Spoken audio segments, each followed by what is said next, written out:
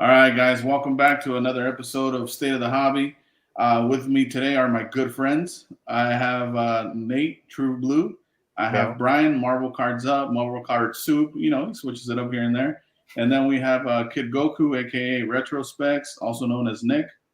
How you guys doing today, man? What's on your guys' mind? How you guys been taking this all in? All the changes with Topps, with DC about to start, Upper Deck start dropping some Batman sets. How do you guys feel about all this?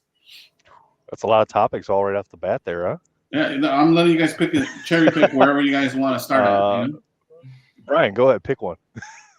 Pick one. I'm just surfing it, dude. I'm just surfing the wave. That's it. Yeah. Hoping that there's no sharks in their water. Oh, there's sharks. Always Yes, sharks. sir. Let's do Topps. I'm excited. I know a lot of people are not too happy or enthusiastic that Fanatics is getting the license. I'm actually kind of happy for it. One, you get the legacy of Topps because there's no way they're releasing it under a Fanatics company, right? It's probably most likely going to be Topps. We'll get Galaxy Topps, which should be an OA set because Galaxy's OA. Topps Finest, Topps Sapphire. There's a lot of cool stuff, and it's par for all the bad stuff that we're transitioning from, right? It's going to be paralleled to death.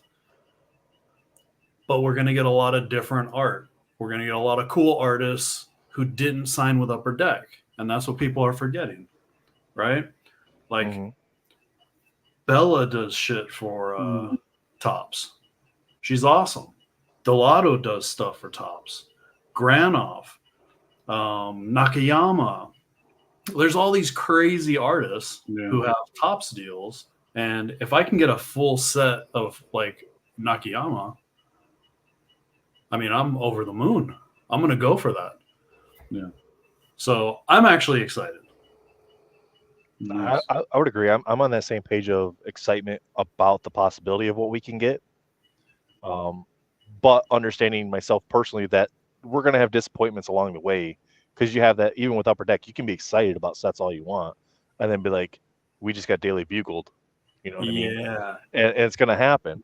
Yeah. And one thing I can't really get behind in this conversation that certain people say that it's not good because they see the Topps Chrome UK release and they're like, oh, that's not a good set. Well, just because you don't like it doesn't mean 50,000 other people aren't going to like it. Fanatics has that pull to bring more people into the hobby. Yeah. Now you're going to have the people that don't like that because it limits their ability to get those rare cards because now you have more people going after that stuff, right?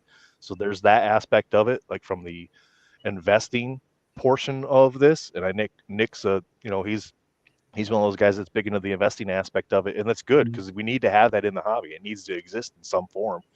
Like we were talking beforehand, you got to have people that are selling stuff in order for you as a collector, if you're that type of person like I am, to get stuff. Like we can't just all go out there and buy cases upon cases until we hit the card we want. Oh, I wish. What I mean? So, yeah, exactly.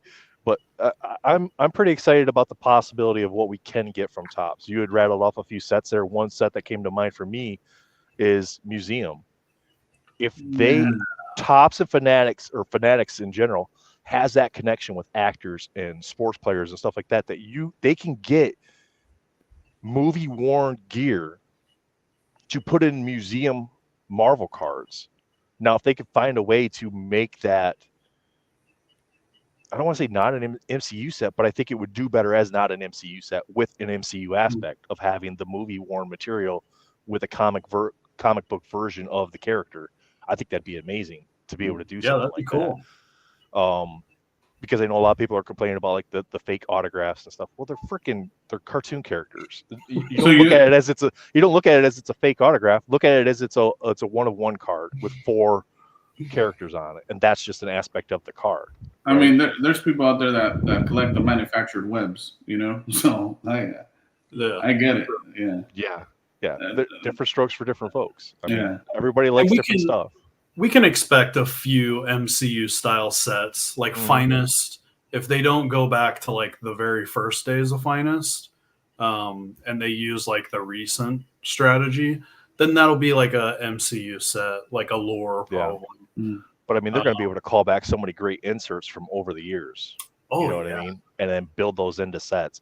This is just going to take them time to feel that out, to find out what triggers the collectors. If they care about that aspect of it, they're a huge company. Maybe they don't care about that aspect of it. They're like, we're bringing in all these other people. They'll buy the product regardless. So either buy it and enjoy it, or just buy singles later on. Yeah, I just go ahead, Nick. Did you want to throw some thoughts into the whole Topps and Fanatics?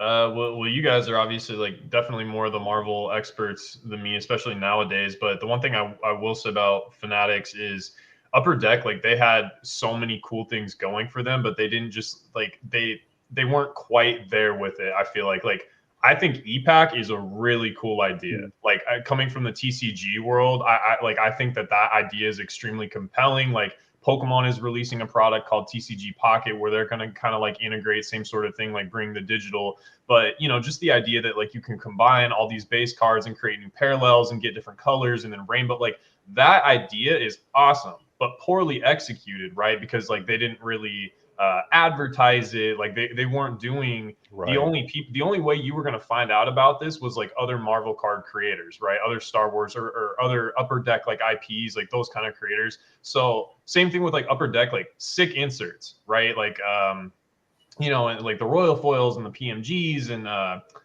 what were like the see-through ones in 27 or 2017 Ultra Spider-Man. What were the EX entries, the acetate ones or whatever.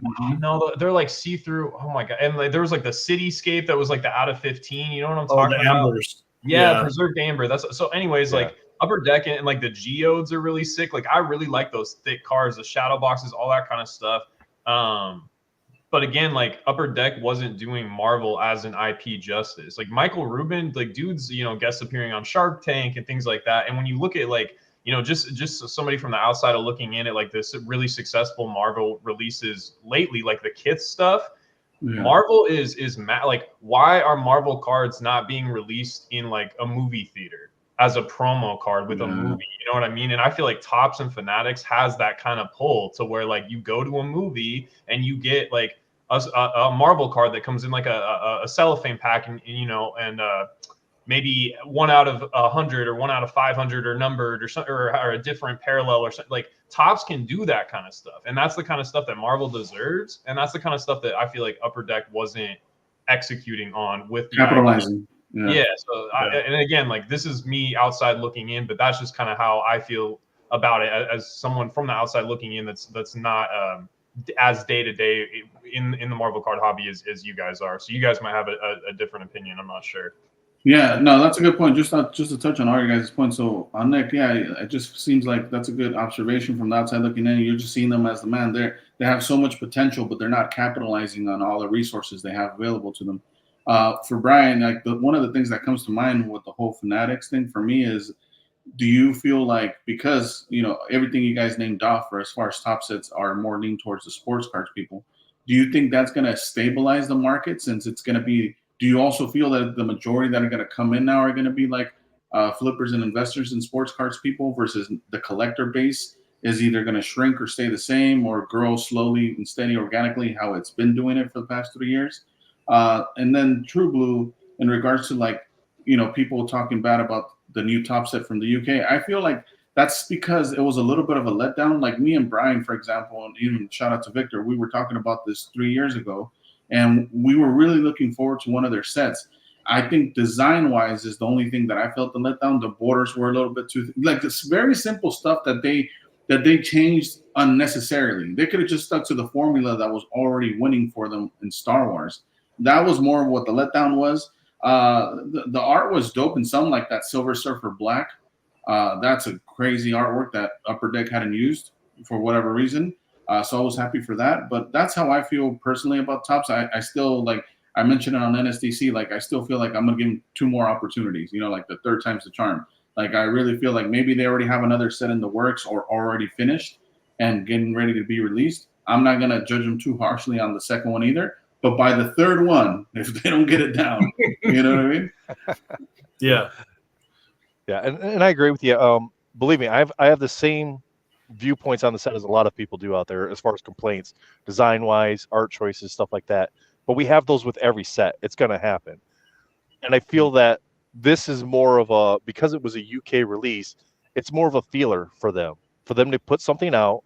They did it quickly because they were able to do it in the UK, and they got a set out there, and now they can get feedback, and they can take that back, and they could potentially on their next set that is more of a worldwide release or a US release or whatever, where majority of the people are that are collecting this stuff or buying it, they can then improve upon it and bring some other aspects or elements to it.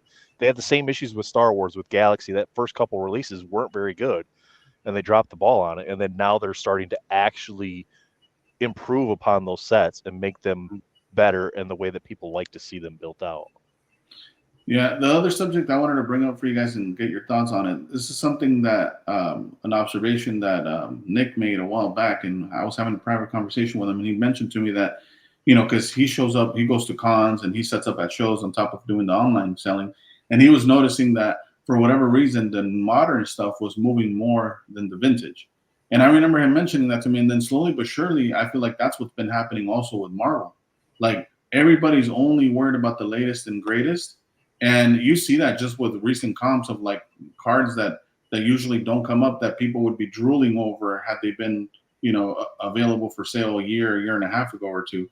And now they're just being overlooked or undervalued when it comes to like these auctions that are ending. How do you guys feel about that? And what are you guys' thoughts in general? Brian? So this kind of goes into what I was talking about last month. And I got a lot of messages, private messages about it, when I needed to vent a little bit because of that observation. People treat non-sport like sport, and it's not going to fucking work. And no, you could tell somebody, you can scream it at them, and they won't understand it. The new horny stuff is what a sports buyer and seller is trying to move and buy because of the rapid appreciation, the rapid depreciation, right? With non-sport, that doesn't exist. So by bringing that mentality into non-sport, you totally neglect anything 1 year prior, 2 years prior. And you're not looking at this legacy of awesome stuff, right? 16 masterpieces, arguably one of the greatest sets made, right? You can go get singles of numbered cards for $2-3, right? But when 22 masterpieces came out, they were spending $15, $20, $30 for out of 1999 card. Yeah. Right. And it's that mentality that's completely destroying anything older than 1 year and beyond. Just the sport mentality. In fast, out fast. Right. So when people want like a strong foundation, they got to look in themselves.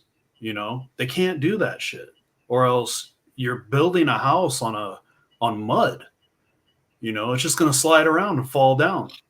You can't sustain that, basically. Yeah. And that's pretty much all I have to say about that without actually like getting into too much trouble.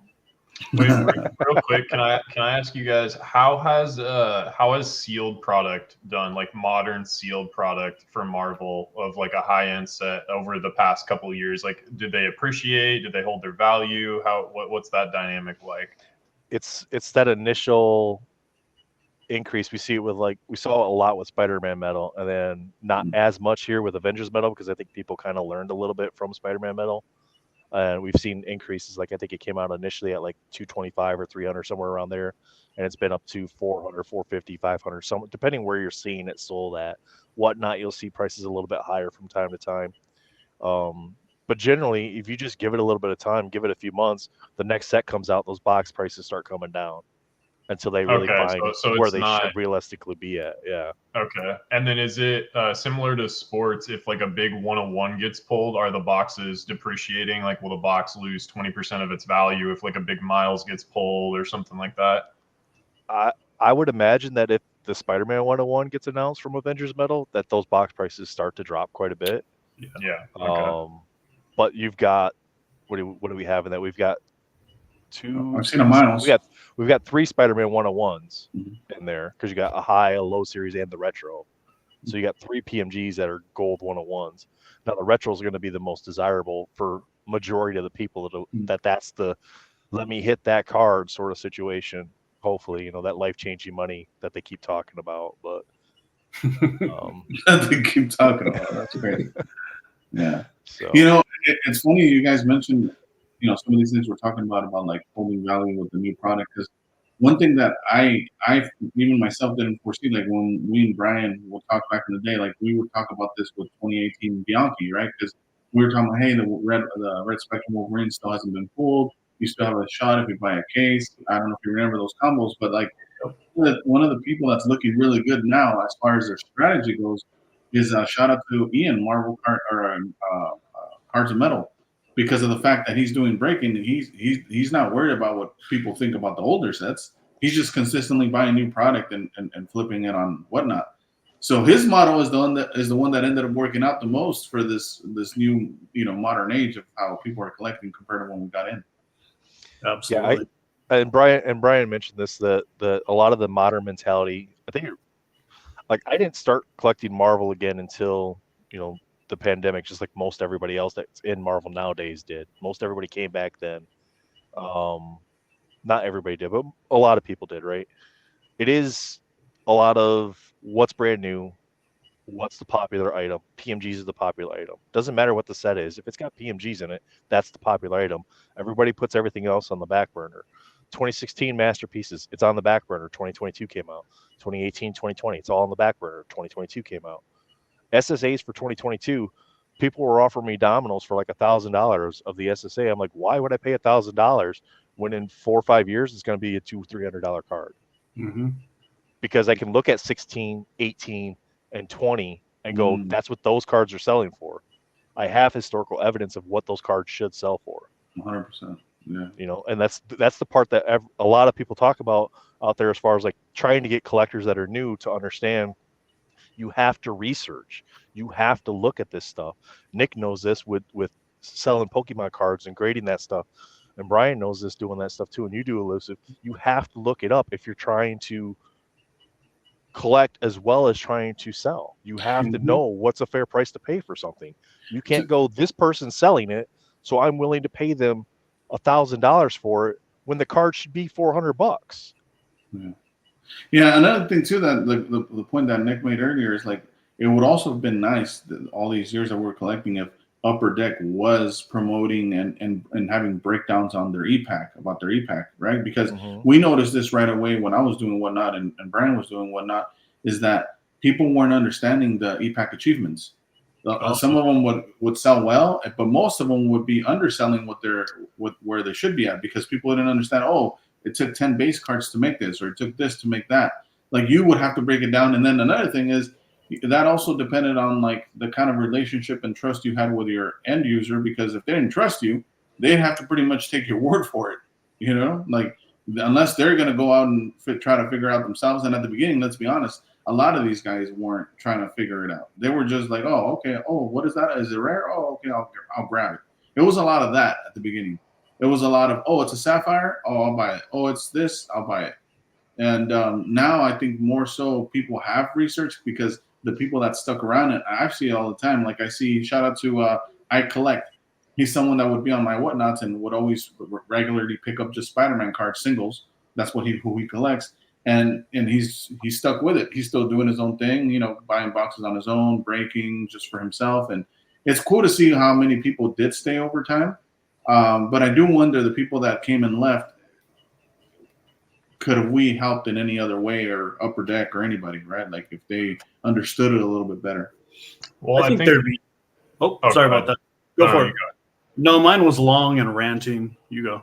Well, I guess all I would say is it's a really cool idea, but it's maybe not like easily delivered, and like you said, it's not easily explained, right? Like it's kind of like technology adoption, right? Like a company might have an idea 10 years earlier, but it's not the right time for that technology. And then 10 years later, another, like Google, right? Like Google had the Google glasses. It was a failure. Now Apple's got like, Apple Vision Pro, and Facebook has got like the Meta, right? So like it takes time. And so again, to the point about like Fanatics getting it, like Fanatics has got a lot of money. Maybe they build a huge online client for just trading cards in general, and it's the same hub for sports cards, non-sports card, like every wrestling, like everything is in one hub. They have the money to promote it. They're promoting it at like all these major sporting events. They're promoting it at like movies for non-sports stuff, wrestling event, right? Like they have the push, they have the money behind it. So that's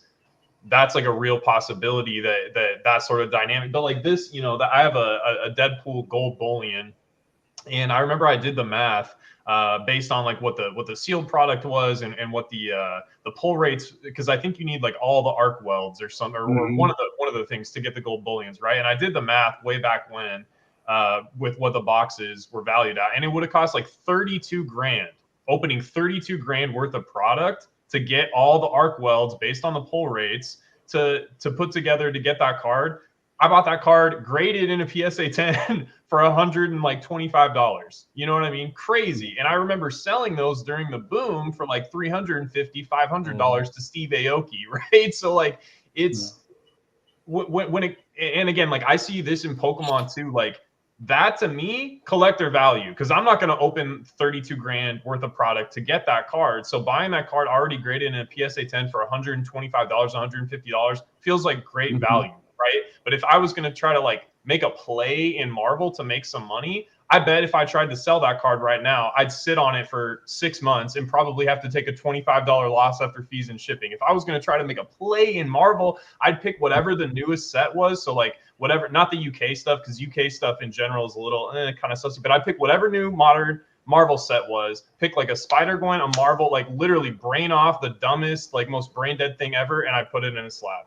And I bet that would sell. And it's bifurcating like the collector brain from like the seller brain, and understanding that like some people want a product and some people want to like do work to like really, really understand deeper levels of collectibles. And it doesn't make like this person right and this person wrong. It's just how different people interact with a hobby. And for a lot of people, like they like the accessibility, right? It's just like music, right? Like you have people that are really into certain types of music and prog rock and can tell you everything about chord progressions and who's the best guitarist or who's the most lyrical rapper. But 99% of people like mainstream music. And it's the same thing with these collectible hobbies. Like 99% of people are going to like the mainstream, but you're going to have the people that like go, a level deeper and do the research and all that sort of stuff. So sorry for the rant, but. No, I was going to say, I just sold that Deadpool last week for $175, so you're good. Okay, I'm up 25 bucks. Let's go, baby. Let's go. That's a win. That's a win. Now, I think Marvel is in one of those weird situations or circumstances where it's not sports. You have brand new characters, players every single year. You have something new for people to chase every year, even though the sets themselves may not change. Pokemon, you have a lot of the same characters every year when releases come out, but they do still implement new things and new characters. Marvel doesn't see a lot of that. A lot of the new things are just, we need a new book to put out there, but it's not something that actually draws people into it. There's not that connection yet, because so many of the collectors for Marvel, or the people that like Marvel, are the ones that like it because they were kids back in the 90s. Right. We're all that 35 to 55 age demographic, or at least majority of us are. So when they put out new sets, like Nick was saying with the bullion there, and having to spend $32,000 to get that card, like it doesn't make sense to open product, but somebody's got to open it. And unless they can do something creative with the set itself to entice people to buy it, aka PMGs, gold bullions, achievements, Fanatics has that money. They can do that. They can create that online presence. They love doing direct to consumer. I mean, you saw it with the drop for the UK thing. Like, you can get 2 boxes, but you're in a raffle to get it. They do that. Fanatics does that with their sports stuff. It's like you enter to potentially be able to buy product. I think it's going to allow more people to actually come in. And people aren't thinking about the distribution method that much. Upper Deck is notoriously hardcore when it comes to diamond dealers. Like, yeah, and they wouldn't set a market price. They wouldn't set a market price. They'd let the market set the price, and then when they threw their stuff on ePack, they'd go off of that. Right. So Tops and Fanatics, they're direct distribution. So everybody's got a chance at retail. You know, it's right out of the gate. You don't have to deal with Dave and Adams or Steel City. You know, you don't got to deal with it's up for 5 minutes and then it's down, and then it's up 10 minutes later for twice as much money. And you guys don't think, though, on that point, you guys don't think there's going to be any favoritism, at least when regarding allocation? Maybe not price. I think that's speculation. I don't think that honestly happens. I mean, sure, they favor the breaker community, but that grows the hobby. That gets the most attention. That's what a lot of people are into these days. Is they see it as marketing. It's marketing for them. Yeah. But if a breaker buys 50,000 boxes, they're gonna get a lot of hits. It's just gonna happen. It doesn't mean they're not given. What do we call it? Influencer boxes. Okay, people say, well, they got the Breakers Delight boxes. That's a separate product. Yeah. Even if they get all that stuff, it still hits the site. Exactly. You can still go to the site and buy a box, buy 10 boxes, buy a case. You know, you have that opportunity. So to an extent, the prices are regulated for the sealed product because they're selling it on their site and you can just buy it from them. So then if you can just buy it from them, other than the instantaneous enjoyment of seeing somebody else open your cards for you and getting to brag about that with your friends on the stream, what's the point of paying more for a box when you could just buy it from them for cheaper? Yeah, it's just a gambling aspect. That's it. Exactly. That's Tops too. You know, just with like their other product, like Upper Deck. I mean, it's kind of difficult to have fun ripping a Marvel box when it's $500 to $600 on release, right? Whereas like Tops has multiple, it might be like the same images, but different refractors, different rarities, inserts, things like that. But they'll have Tops paper, Tops chrome, Tops sapphire, right? And it's like all similar images or the same images a lot of the time, but like different tiers of product pricing, right? So if they did that with Marvel, then potentially too, like, you know, maybe like Marvel Tops Sapphire is a more expensive premium product, but like chrome and paper are maybe a more accessible price point for people that just want to drop like $80, $100 and open a Marvel box. So then that's maybe like less price prohibitive to people that like do want to engage with the hobby. Cause I mean, I remember I didn't rip like a ton of Marvel, but I ordered like anime a couple times, and same thing that you're saying. Like, I always thought it was goofy that like I'd hop on Dave and Adams and it would be like $325 and then 20 boxes would sell. You'd hop back on and it would be like $420. And it was just like, all right, man, like this doesn't feel very professional. This feels kind of weird. You know what I mean? So I don't think Tops is going to let that kind of stuff happen. And the other thing that's nice too is generally with like sports product, LGSs or game stores are kind of like given priority. Like that doesn't really happen with Pokemon, right? Like online retailers can still dump and things like that. But with sports product, Target can't really be competitive because the kind of pulls that you're going to get out of like Walmart and Target blasters and blisters, like it's completely different than the hobby boxes, right? And so if it's similar with Marvel, then like that's going to help like these small businesses and things like that. And then the money isn't going to accrue to like you said, a Steel City or a David Adams. Wishful thinking. We'll see if it happens, but like that, you know, maybe that is a potential like silver lining for the future of like accessibility of the product. I don't know. We'll see. Yeah. On that note, one of the things I want to bring up that's interesting that I just thought about as we're talking about David Adams and Steel City is like, if you remember, you know, anytime you kind of voice your opinion on how you feel with Marvel, people always say, well, that's because you're back holding X, right? Or you're back holding this. And that's fair. It's cool, obviously, right? You're going to care about what you're holding. But one of the things that comes to mind with that is I remember we talked about this as well, Brian, like 2 years ago, and I was like, man, it's such a smart thing what David Adams is doing, because if you remember, these motherfuckers were going on U-Hauls and buying up collections, steel product and all that. Now, my point being is, since we're pretty much all agreeing that the trend now is new sets, how do you think they feel when a lot of what they're holding is vintage stuff. And we're not talking about a few thousand or a few $100,000. We're talking about millions of dollars in products. They're a business though, so for them it doesn't really matter because they can write that off as a loss if they need to. So I don't think they really feel it one way or another about buying up those collections and holding on to them. They'll either sell them at a reduced rate and get some of that money back and write off anything they lost as a loss. Good answer. Or they'll just hold on to them. Okay. Yeah, because I was thinking it would depend on like how much of their portfolio percentage it is, right? Like if their portfolio is like 20 to 25% new product and 75% old, that's a huge hit. Yeah, but then you have to look at when they acquired it, the acquired value of it was at, you know, probably 100x of what it's worth today. So their write-off would be. Yeah, depending on what it is, because for example, like Nick was asking earlier, like what we saw with like sealed product, and if you remember, like I used to have a box of 2015 Fleer Retro, right, and I sold it I think for $6,900 or $6,500. Now those boxes don't sell for that. So what if David Adams bought a whole case close to that price range? Same thing with 2013s. So that's my point. Like, I don't think they bought everything on the cheap. I think there was things that they themselves bought at peak, especially when it comes to Marvel. Now, I'm not saying that, you know, they went balls deep with Marvel. They, you know, comparatively to their other IPs, it's insignificant. But and I wanna posture this theory, right? I want to put forth this little theory of why that is, right? So prior to what? Prior to X-Men Metal,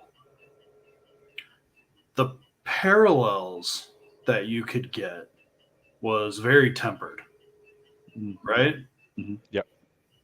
A few numbered cards, a few parallels, and then X-Men Metal, and it was like, here's 15 different parallels, right? I think the fact they did that spoiled the shit out of everybody, because now, unless it's a 101 or out of 5 or out of 10, it gets no respect. And out of 10s are actually starting to get no respect, right? And when that started happening, all of the older legacy PMGs just freefalled. Yeah. Actually, all the older, lower numbered stuff just freefalled. And I think it's because of what I said a while ago, is that if you make everything special, nothing is special. Right? Right. Yep. And because that like ingrained mentality, people are no longer seeing this rad special stuff as investable, even though based on what it is, it actually is really good, you know? Yeah. And well, a lot of people, oh, sorry, go ahead. No, I mean, I just think it's an interesting theory that I just think about, right? Like, is that the reason? Like you're trying to pinpoint like what event caused this? Yeah, like what event caused so much of this downward spiral? Taking out the accounting for just people being horny for new stuff, right? Like taking that out of the equation, just trying to pinpoint what it actually was that mentally retarded the modern collector, right? Yeah. So like it actually like messed up the wiring in our brains, I think, to appreciate what X, Y, and Z is. I think some of that is the company itself, Upper Deck, taking the sports approach with it, as opposed to taking a Pokemon style approach with it. Pokemon has some rare-ish style cards. They don't have the 101s and stuff like that, right? Because sports has that. That's a sports thing. That wasn't ever really a Marvel thing. And with non-sports, I personally would have loved to see them take more of the Pokemon aspect of it, where you have nice, rare cards that people want to chase after, but they're not versions of that same card, other than like the hollows and the reverse hollows. But your things that people really love, the full arts, the SSAs, and the the Charizards that are out there, they're their own card, completely separate from everything else in the set. Like the Charizard you're chasing after isn't another version of the same exact Charizard. It's something completely different. If Marvel would do that, if Topps or Fanatics decides they want to do that, I think that'd be fantastic because it brings more of that desirability to everything, as opposed to, oh, it's only numbered to 10. Well, there's 200 cards in the set, so there's 2,000 of those or 200 of them or whatever. And, you know, I don't know. It's different approaches that they could have gone with it. And I think the rabbit hole they went down with the sports side of it, going that direction, that build out of the sets, now they've put themselves in a situation that if you want to do something new, what are you going to do new? Add another parallel. Well, it won't be too long then before we're hunting zebras and tigers and elephants. Well, I don't know if you guys ever talk about this in Marvel, but one of the things that gets brought up a lot in TCG and Pokemon specifically when we're talking about like new sets coming out and like which sets are the best and which ones do best over time is set identity. So like it's not just a bunch of random shit that they all threw in together and like let's call it a set, but like the set is called whatever it's called and the cards inside it encompass, like it has a vibe, you know what I mean? And those are the most successful sets over time. And I would argue that in Marvel, it's kind of like some of the best Marvel sets, like they have a vibe, like they have an identity to them. And when you just kind of like hodgepodge or use like reused images or things like that, but now it's a different parallel. I mean, it's the same stuff. Sports people got tired. It was like, yo, you made like 85 different 101s of the same exact player. Like we're not feeling it anymore, right? And so that's just like a thing that companies need to watch. But to your point about like what sort of event happened, I wouldn't say it was an event. It was more so like the dynamic of the market. Like I've seen the same exact same thing happen in Pokemon. And so I feel like the same sort of thing is kind of happening in Marvel. And what that is like you saw Pokemon vintage cards go like absolutely crazy during the boom, right? And like those cards arguably have better fundamentals than like a lot of the stuff that is held up better. But those cards were so speculated on and bought by speculators, right? And that's what drove the price up. Those were not bought by people that just genuinely thought they were cool. Similar to like when I got into Marvel, I was buying up PMGs not because like influencers were telling me that was cool. They sat there and I watched other PMG sales go crazy and do these crazy numbers. And I watched stuff sit there for $15, $20, 2017 Fleer Ultra Spider-Man PMGs. And I was like, yo, like I can own like the entire pop of this card for like $500. That's crazy to me. And that's why I was buying it. And then when I was selling it to people, the people that were buying like reds from me were telling me I was stupid for selling them to them after they had 10x'd in price from $25 to $250. And those were the people that were buying those cards, right? They were not people that were like, hey man, I just got into the hobby. I really think this stuff's cool. I really value this card at X price and I'm willing to pay that. These were dudes that were trying to speculate. So when all the population of these cards, same thing happened in Pokemon with vintage, when these cards are owned by people that are in it for speculation, when things don't pan out, when things stop going up, they dump. And there's all this crazy selling pressure onto the market, even if the cards are inherently good or low pop or have fundamentals. It doesn't matter because the people that have them are dumping them. And so over time, what has happened, and this is kind of starting to happen in Pokemon, is certain really rare cards. So in Pokemon, we have stuff like Gold Stars, Neo Shinings, like certain first edition things, like which in English are really hard to get in PSA 10 condition because the print quality is kind of crappy, blah, blah, blah, whatever. Some of these vintage cards are starting to tick up in value and disappear because they're finally getting into the hands of people that actually want them. No one's talking about them. They're not ripping in price anymore. Influencers are not talking about vintage Pokemon as like a good place to stick your money. So the people that are buying them are people that actually want them.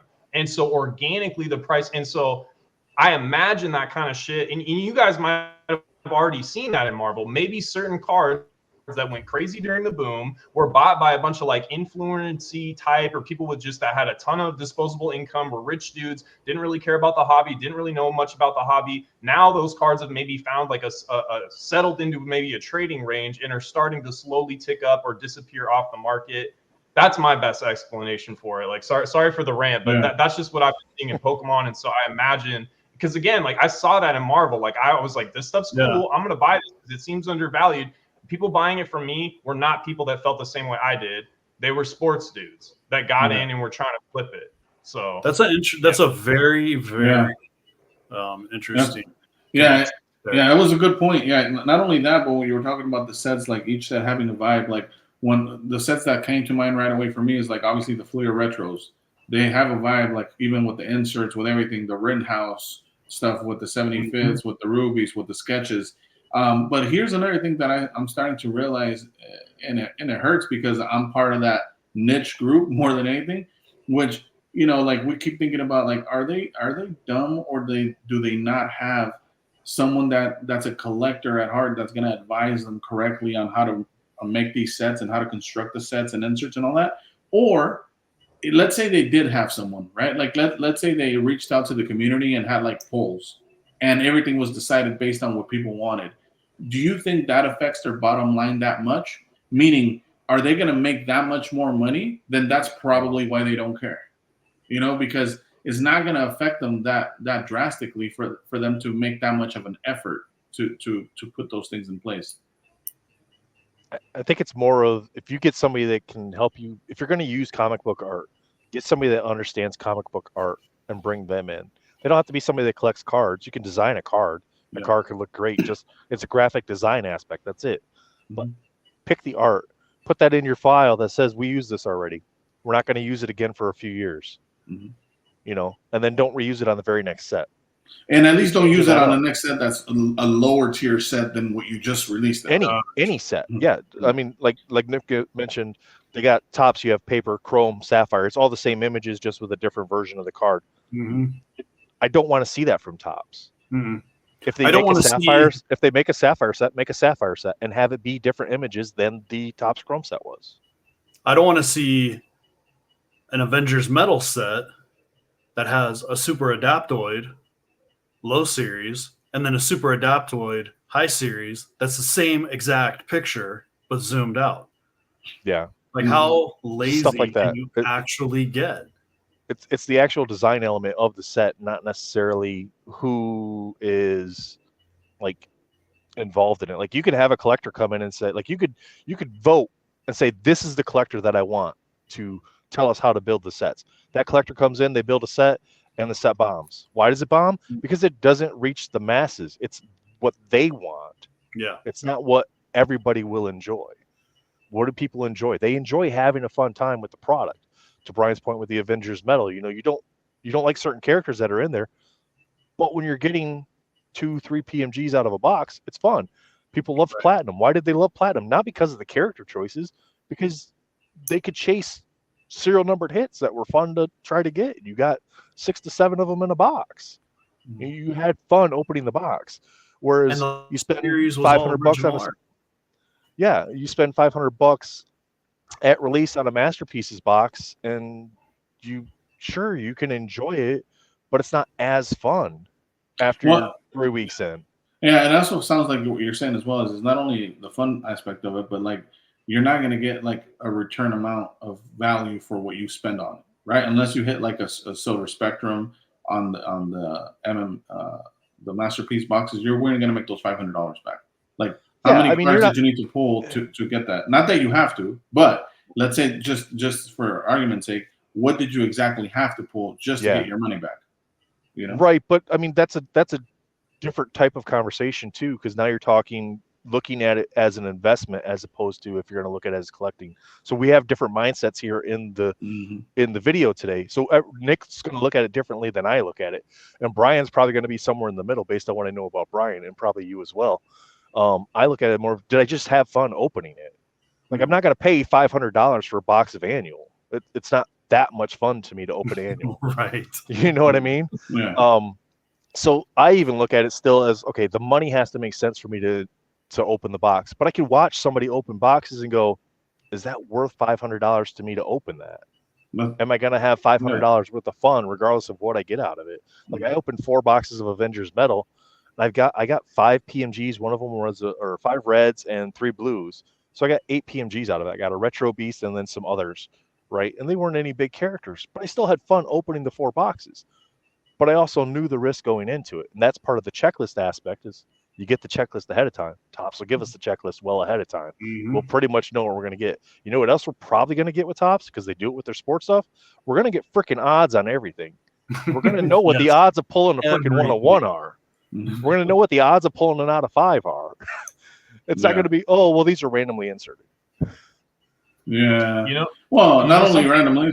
Yeah, go ahead. I was going to say the last thing to that point is, or when they have the top or the I hope they're not going to have a Topps replacement program when they're sitting on one of ones that they didn't put into the product, and they're just like, oh, look what we found. Here you go. Yeah. Replacement program is going to be very different.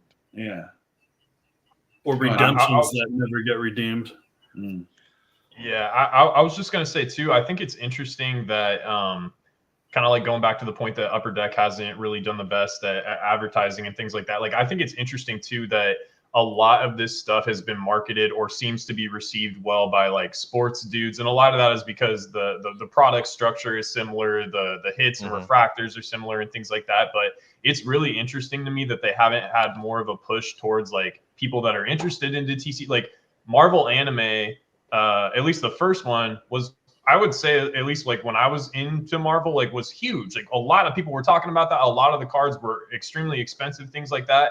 That is a type of a product that you would not expect the average demographic or the target demographic of that to be like 40 to 60-year-old white dudes. You know what I'm saying? Like kids are into anime. Like people in their 20s and early 30s are into anime. That's who grew up with anime. No one in their 20s and 30s knows that set exists. You know what I mean? Like, and you want to talk about like sketch cards, right? Like sketch cards, I think like are amazing. I think it's really cool. You can buy sketch cards for $30, $50, $100. People in Pokemon are paying thousands of dollars for the tiniest little black and white Sharpie sketch of a Charizard. It's the same exact sketch that Arita has done on hundreds, thousands of Charizards. People will pay thousands of dollars for that. And TCG people have no idea that one-of-one sketch cards exist as a pack-pulled insert in these. So it's really interesting to me that Upper Deck has never pushed to sort of like expand the demographic, because I think if people knew this shit existed, they'd think it was really cool. Because I'm watching them pay thousands. And again, like Mitsuhiro Arita drew the Charizard, like arguably like one of the most popular cards in TCG history, blah, blah, blah, huge IP. I get that, but I'm just saying, like, I know a lot of people would be willing to pay $100 for a really nice Batman sketch or Spider-Man, even if it is from like a lesser artist that's not like, you know, one of the comic book greats. If they're over here willing to pay $2,000 for a Sharpie sketch of Pikachu or Mewtwo or whatever, you know what I mean? Like, I don't know. Yeah, you really need the company to want to grow the IP, and I don't think Upper Deck really cared that much about growing the IP. Now they did a good job of having actual Marvel sets, which is nice. So some of their stuff was based off of hockey products, and a lot of Marvel people might not know that because they're not into hockey. But there is some sets that they put out that are based off of hockey sets, and most of those are their MCU sets. You know, and it makes sense that, you know, they're kind of tied to the hockey thing because it's actual people then, as opposed to just cartoon characters. One of the points I wanted to make as well is like on the good side of, or on the good things regarding Topps, is they already have that Marvel Top Collects digital app. You know, in regards to EPAC, and with some great art, the art choice, and also the fact that they already have achievements as well. They just, the way they break it down is a little bit different. You could fuse the cards together, like concept wise, they have it down. Just put that into fucking physical. Don't hit me with the Vive stuff. I don't want to own something that I could screen cap off you and now I own it too. You could honestly, they could just honestly build off of that app itself and just add a physical element to it. Yeah. Where when you fuse those cards together, now you earn a physical card as opposed to earning digital cards. Yeah, you know what I mean? Because it's the same thing Upper Deck does with EPAC. You take the digital cards there, you make them into a parallel. You take however many of those parallels, you make them into a different parallel. Like that app already exists, and it's already so much better than what EPAC is. And you can trade. Everything they need is built right there. They just need to add a physical aspect to it. That's all they have to do. So for that, well, you got to have a vault. Fanatics has that, or has access to one. Right? They have access to grading. They combined with CGC, or they're partnering with CGC now to have CGC graders in-house at their facilities to grade for them. You know what I mean? And I'm sure they could create partnerships with PSA and BGS or whoever else somebody wants to grade with. Are they doing a Marvel versus Capcom set? Please don't bring that up.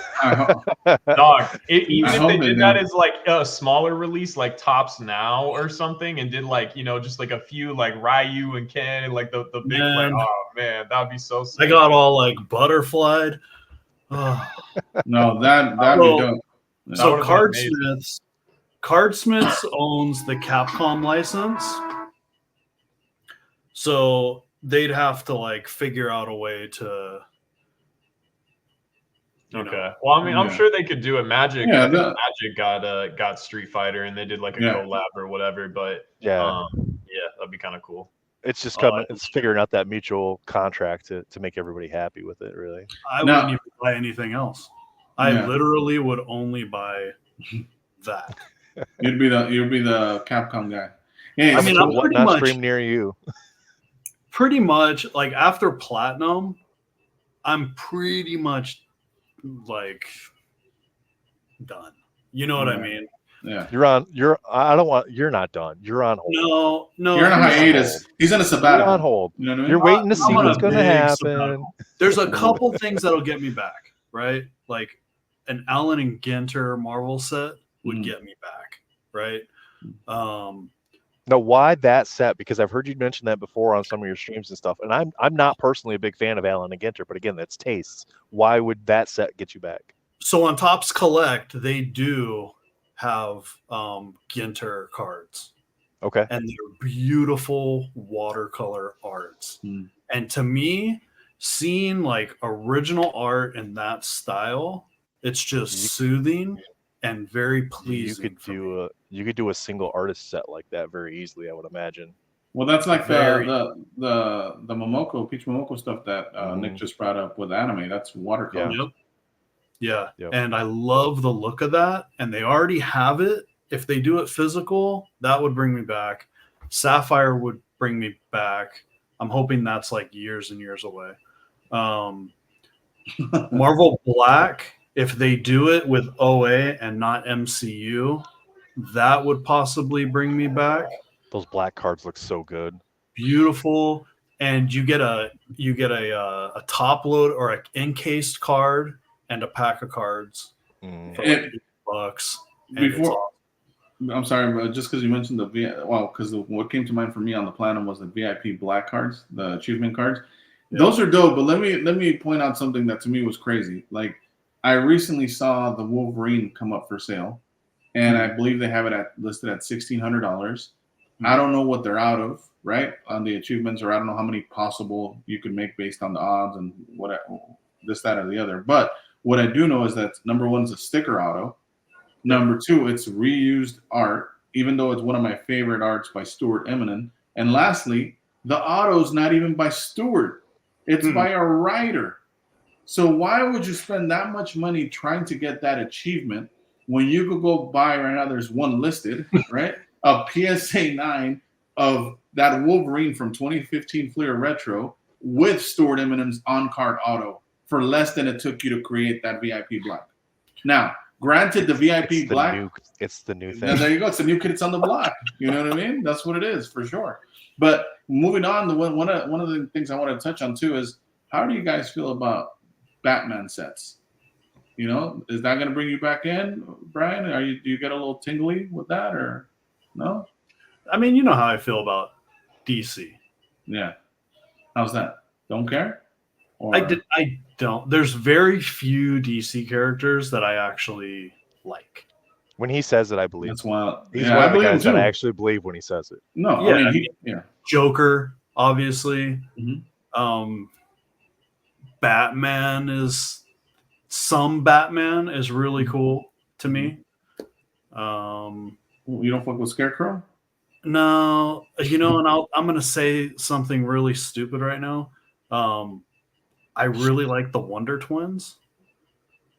Oh, I don't know. Shout out to the Wonder Twins. Yeah, I mean, I liked them as a kid in DC. I really liked them. I liked Mixelplix. Other than that, though, I really don't have any emotional connection to That's DC. fair. I appreciate like some of the art that I see, like a lot of the covers and books, and it's cool. There's really good ones. The stories, I know there's some good stories out there. I don't read DC. But yeah, I mean, to me, it's kind of like the same thing with Pokemon, right? I know just as much about Pokemon as I do DC. Well, actually, let me rephrase that. I care just as much about Pokemon as I care about DC, where it's like I appreciate it and I know there's value there. I just don't dive into it. Yeah, and look, and we respect that. And you just stay away from Batman cards and all that, and we're good. Yeah, Don't worry about it. Well, I'll Yeah, tell you we're right good. now, if I ever rip any and I get like a Joker green PMG, you'll never see that on the market. Yeah. I wouldn't sell it because Just it show would it to me. probably be the most beautiful color match ever made. Yeah. Yeah. Or even a purple would hit too. Yeah. Purple It Joker. depends on what art yeah. they use. Yeah, for sure. What about you, True Blue and Nick? How you guys feel about Batman? Are you guys a little bit more positive about it? I'm happy for it. I'm glad we're going to get it because I'm going to get to see all these other Marvel not Brian, of course, because he's not that way. But all these other people that say they don't care about it, they're going to be ripping it. You're going to see them opening it. Yes. Maybe not on their channels, but they're going to be opening it, and they'll be opening it in masses. Why? Yeah. Yep. 100%. Yeah. All about the money. I'm going to take the same approach I take with Marvel. If I think it looks cool, I'm going to open it. I'm going to open it to have fun with it. And if I like it, I might build a set with it. I don't currently have a DC character that speaks to me. Maybe I find one. And if I do, maybe I start character collecting that. It's not going to be Batman. It's not going to be Joker. There's too many of you people out there that are into that sort of stuff. So if I pull a cool one, I'll keep it. If it's really short print and it's worth some money, I'll sell it. Same approach I take with Marvel. So. Yeah, and that's one thing I tell Sergio and do. I'm like, yo, I just can't wait to see how many new Batman collectors and Joker collectors are out there. Oh, it's going to be dumb. It's going to be so silly. Everybody is. I've been told, though, that if you're... I've been told that you cannot be a Batman collector unless your parents were murdered in the alley of a movie theater. That's what I've been told. So I remember, dude, probably like 2 years ago, probably like 2 years ago. I remember Swami showing me the Rittenhouse Batman set, and those sketches sat on eBay for like $40, $60. Really cool sketches. But yeah, I don't know, to the new set, like I probably won't open any of it. I'm sure it'll be really expensive. But I like DC. Like DC for my age specifically, like they had Cartoon Network in a chokehold when I was a kid, right? So like Justice League Unlimited, Teen Titans. Like I watched every episode of all those shows. I probably read more Marvel comics than I did DC. I read some like Green Lantern and some Batman stuff here and there. I really like the Frank Miller Batman a lot. But yeah, I don't know. I think the cards are going to be cool, and I think that they'll do really well. And some of the bigger characters, especially in like a PMG rarity or something like that, are probably going to go nuts. So I think it's cool, but I'll just be watching from the sidelines because I'm not trying to drop $600 to open a box and get an out of 750 penguin or something. You know what I mean? Yeah. But that's the different approaches that everybody takes with it, right, Nick? That's kind of the lane that you stay in, is that I go after the singles. You know, maybe I grade them, I sell them, I make money. You're doing it from that business side of things. And I personally am advocate for, if you open stuff and resell to any extent, just get yourself a state reseller certificate. Save some money on those taxes. Makes sense. Yeah, that's true. Yeah, I think it's good for the hobby though, like that they're expanding. You know what I mean? Like I think overall, like the more that they can cater to, hopefully it overall just grows people that are into comic books in general. You know, that because there's a lot of people that are into DC and Marvel. I know it's kind of like a weird thing. Like if you're in a Marvel group, people don't really want to hear you talk about DC or whatever. But it's like, come on, dog. Like most people are into a little bit of both.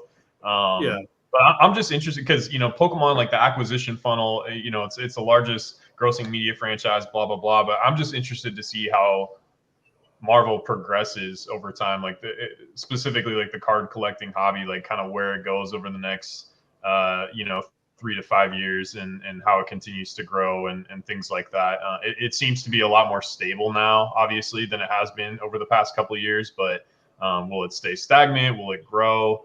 it's just a different dynamic than something like, you know, Pokemon or sports. So I'd be interested to hear like what you guys think, or kind of like what you see the future looking like, you know. I really hope that they do take some of their sports history. I don't know if they've done it with Star Wars. I don't pay that much attention to Star Wars, but give us a variety of products to pick from. Hobby boxes, breaker boxes, blasters, megas, hangers. That way you're kind of implementing some of the Pokemon style where you have blister packs and you can get, you know, the booster boxes, you can get the ETBs, you can get the big booster packs, whatever they're calling those in Pokemon. Having that nice variety, but still having the at least the ability or the opportunity to possibly pull anything from the set from those versions of product, I think is important too. Platinum did a really good job with that. Like you could pull 101s and out of 5s and out of 10s from blaster boxes. And I think they were a little too loaded into that product, and more of it should have been in the hobby. The cheaper products increase your or reduce your odds of pulling that, but still that way you can bring in additional fans. You can bring in kids because they can buy a box of cards then. Like you said, Nick, a lot of people aren't going to be spending $600 to open a box to get it out of 7 whatever of whoever.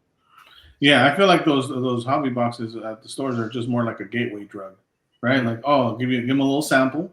You know what I mean? Yep. You're gonna like it, then hit us up for the good stuff. Mm-hmm. You know what I would really like is for all these companies to pick one name for the same damn foil, because I'm tired of seeing the same foil patterns with like 8 different names. Refractor, rainbow, silver. You got 3. That's all you need. Refractor, rainbow, silver. No, it's like, so you got blue surge, and then you've got blue wave, and then you've got green snickle fritz. Like it's all the same foil pattern, but different names. And they need to be consistent on that, especially when it's one company. You know what I mean? How they're like, ooh, this is from set to set, it's a different parallel name. Yeah. If this is like the hot foil pattern, don't change the name for the next one. It needs to be hot in the next set as well with the same name. You know, like you can't put a sticker on a piece of shit and it now be an awesome piece of shit now. You know, it's either going to be nasty looking or awesome looking, but they keep switching up all these names, and just stick with one. Do your 500 parallels. Like, I can't believe they've got out of 5 or 1, 5, 10, 15, 25. What I saw 33 in one set, a 35, a 49, a 64. I mean, dude, it's dumb, man. Yeah. Hopefully they don't go too overboard with it, because the one thing they risk, I feel like, is like watering it down or overprinting, right? Because that's the other side of the coin. It's like, yeah, if they make the product more accessible and maybe like a cheaper barrier to entry for people to buy it, that seems great on the front end. But then like if the cards have no value, right, like that's not good for anybody either. So in sports, well, that's your concern. I just want to be able to open cards. Right. Yeah. No, I get it. But I'm just saying, even in sports, right? Like you can have a hot player, a hot rookie, patch auto out of like a lesser product like Leaf or something like that, and it's like a $10 or $15 card, right? So if in sports is a massive market, so in sports, if they're having those kinds of problems, I don't want to see them do that to Marvel, where there's like 40 different product, and even like a Spider-Man 101 out of this product is only worth $5 because it's so watered down that the cards don't really have value, right? So and I don't think Marvel can like, Marvel's a smaller hobby, so even though like distribution and print runs haven't been handled well over the past couple of years, like I also don't think that they should just take the approach of like absolutely blowing it out so that it has no value either. You know what I mean? So it's like you need the buyer base to be there. Pokemon is the example I would use, where they print billions of cards That's great. every single year, and they print them in all those different formats, right? And it's always accessible. You can almost always go to the store and buy a Pokemon box of whatever the new release is. Almost always, not always, but almost.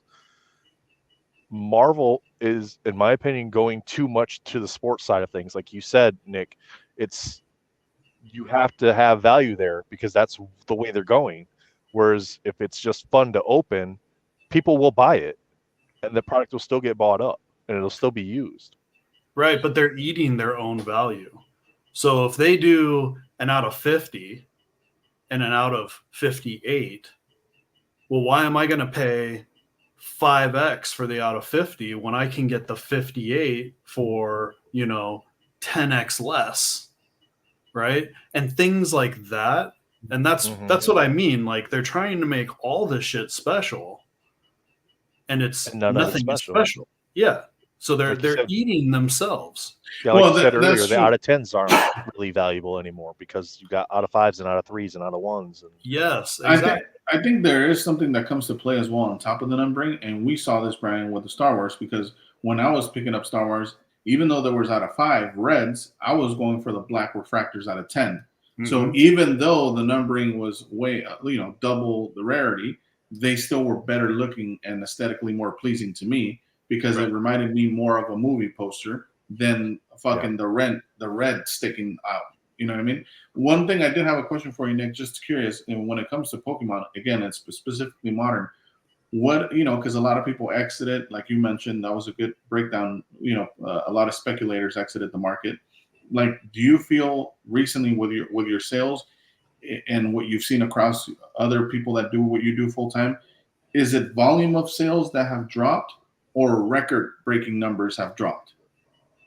Yeah, I mean, definitely, like, volume is up, right? And like, not to get too big brain mathy about it or whatever, but like the past 3 data points that we have for the past 3 years, because Pokemon will release their print numbers, like they won't say we printed exactly this much of this card, and they don't have like pack odds like Topps does or anything. But basically, for the past 3 years, it went 9.1 billion cards, 9.7 billion cards, and then last year 12 billion. So the rate of change accelerated, right?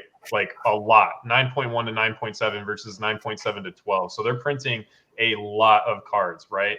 But people are still buying them. The market is really strong right now. So it's different than Marvel. Like Pokemon kind of goes through eras. So right now, it's not like in Marvel, you can almost always expect for there to be like one of the top 10 big characters in the set. And if it's not, it's like, oof, this is going to be kind of rough. In Pokemon, it's not like that. Like Pokemon is like a band playing their new album. So they're going off like what's happening in the games right now, what's happening in the show. So like Charizard isn't going to be in every set, right? Like they're doing newer Pokemon that kids are into and stuff like that. So it's a little bit different. But again, like sales are strong. Like sales are up, right? Like not down. Like the market is really strong. Now, first edition base set Charizard is not a $450,000 card anymore. And the more and more these trophy cards come out, the more and more illustrators and snap cards and all these like grails of the hobby come out onto the market. Like each one sells for less than the next one and the next, but and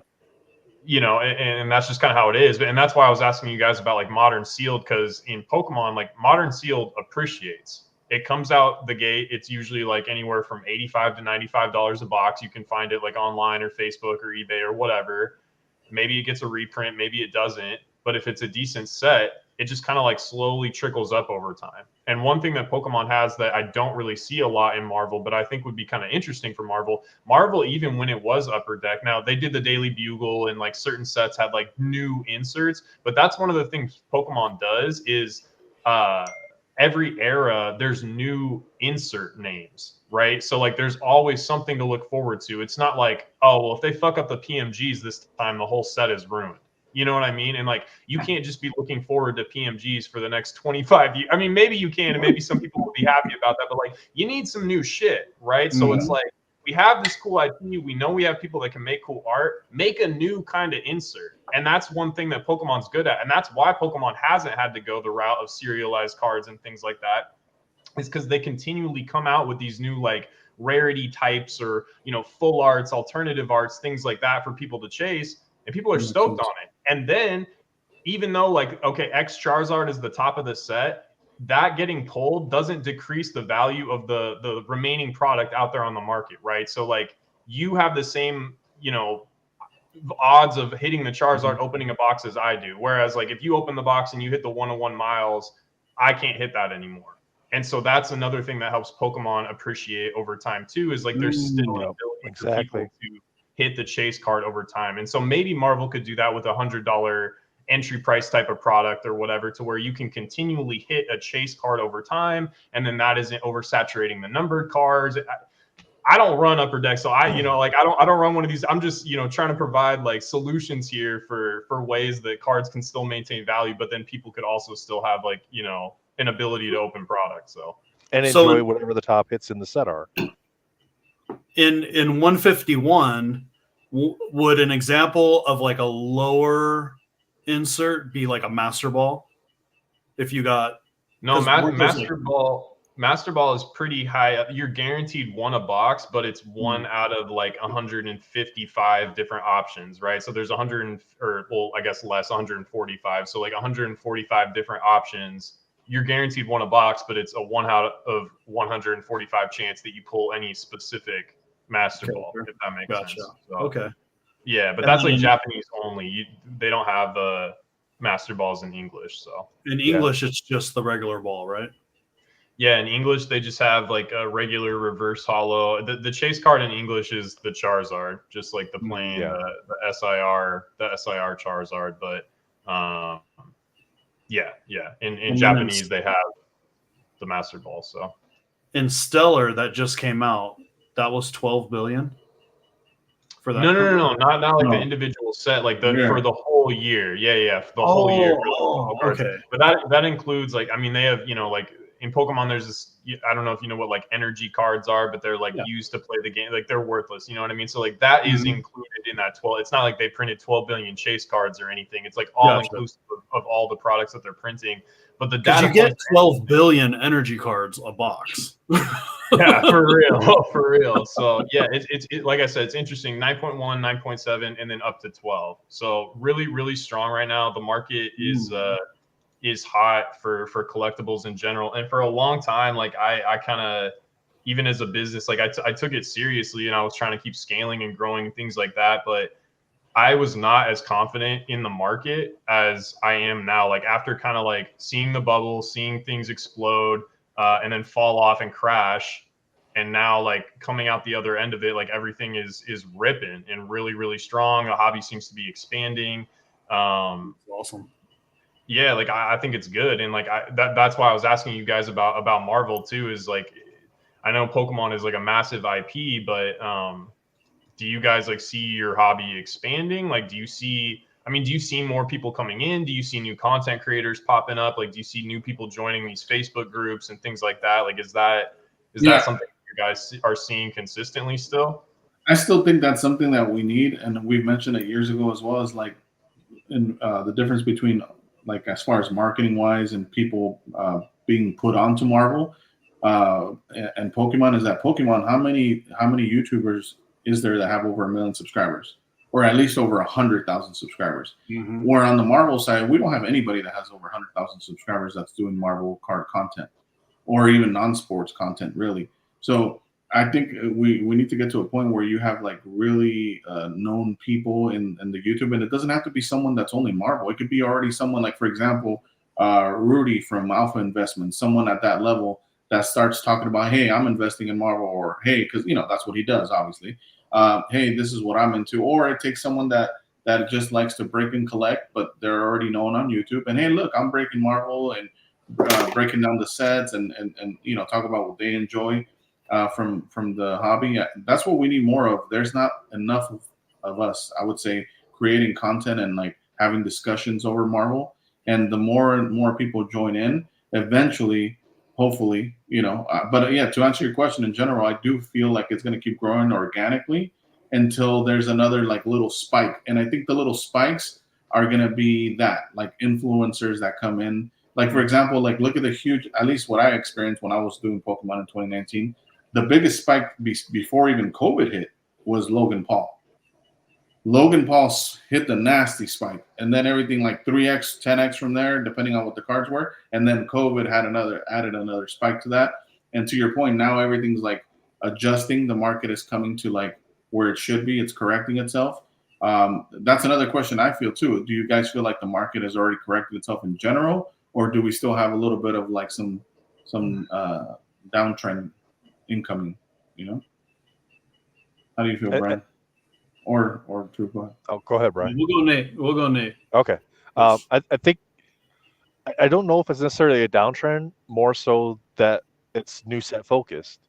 And to the growth aspect of things is we need new growth to grow the hobby and continue to grow the hobby and to expand it to get more people involved in it. I think that's important for the longevity of it. Otherwise, once the 35-year-olds get tired of collecting cards, well, Marvel cards will cease to exist. Because unless you bring in new people in, nobody's buying the shit. But what kind of growth are you going to have? Are you going to have sports card growth where you're worried about whatever the out of 5 and out of 10 and out of 1-on-1s are, and that's all you're focused on? Or is your growth going to be around the cards and the art and the characters? Yeah. Because something that Nick had mentioned there, Pokemon is very successful. And it's not because they have out of 1-on-1s and 5s and 10s and all that. It's because they have badass art and they have badass characters. What does Marvel have? Badass art and badass characters. Yeah. So why would you go the sports route with it when you already have a model that is successful? You just need to grow the fandom of your model. Mm-hmm. And pull it back a tiny bit. Yeah, and to that point that you mentioned, by the way, Nate, that's what I worry about specifically when it comes to comics, though. Like you were talking about what happened when 35-year-olds stop collecting cards. Well, I don't see a lot many more new people starting to collect comics. I think comics is even in a generation above us that's still like super enthusiastic about it. Don't get me wrong. You know me and Sergio and Doom, like we're into the foreign comic stuff, but that's because I feel like there's an added layer of protection and like the rarity of what we're picking up. We're not picking up your damn key that has 10,000 in the census. Mm-hmm. You know, like I don't foresee a lot of that still holding value in my opinion. Like obviously like grails excluded, like your, you know, Amazing Fantasy number 15, your freaking Detective Comics number 31, stuff like that. But like for the most part, I don't know. I'm more worried about the comic side than I am about the card side, you know, and yeah. Well, the comic side is harder to flip too. Yeah. Shipping is another mission. Yeah. It's just more, it's bigger, right? It's a bigger item. Size-wise, it's more complicated to ship, and when you're, I'm totally, I don't even know what I'm talking about. I'm just gonna say, like, when I'm guessing when if you go into comics with a flipping mentality, you're flipping to people who really know their shit, so you can't pull the 5x on them if it's only 1.5x. You know what I mean? You just can't get away with it. Whereas here in Marvel, you have a lot of bad actors who pull that shit, you know, and people end up happily giving them 5x when you don't need to, and giving them 5x strictly based on their name or whatever. So yeah. Well, to your point earlier too about like just nice stuff going cheap and people being so focused on the modern, and I was talking about how flippers, like all my flipper buddies and like even me as a flipper, like I like the niche stuff. To your point that you just made, when you're a flipper, when you're somebody that like tracks the market, even if you're just a collector, you're the worst person to deal with. You're the worst because you're not going to want to pay full price, and chances are you've been tracking comps, and in Marvel this stuff's numbered, right? And chances are there aren't a whole lot of data points. With Pokemon, like there's a lot of data points, nothing's numbered, right? Hundreds and hundreds of sales across a 90-day period. With Marvel, you might be tracking a card, it sells one time a year, and dude has it up for 1,500, and you're like, hey dog, like last sale is 6, I'll do 625. Let me know when you're ready to sell it. That's the kind of person you are. You know what I mean? Like that's because you're educated. You've been tracking the versus like when you're selling a product to somebody, like when you're selling it as a product to like a base level consumer, like they're not checking comps and doing all the work you're doing. You know what I mean? So like some of the niche stuff, it's hard for it to appreciate because the people that want to buy it are so educated and want a good deal on it. You know what I mean? Like they don't want to pay a new all-time high for their grail, you know? So it's kind of tough there. Those people won't do the research. They'll go to Facebook, they'll type a message in, tell me what this is worth. And then they'll get 20 responses, and they'll just pick whatever the highest one is, as opposed to them just looking for themselves. Yeah, and I mean, but you know, like, I will say, it's kind of like real quick, just on that point, though. True. I mean, it's not that hard. It's kind of like they could figure it out even without comms, similar to like the formula you used when you were talking about, look, these were Exactly. 2016 Silver Spectrums going for. Why am I going to pay for a Domino Silver Spectrum what more than a Rocket Raccoon is selling from fucking Jusco, which is a bigger set? Yeah, exactly. And by all accounts, probably a bigger artist too. Correct. Like the few Pokemon cards I have sold, I was so happy that there are that many data points, because I knew I could just put this up for sale, and I know within like a $10 to $20 margin that's going to sell in that range. Every time Whereas Marvel, it's like you got to give it away, dude, almost.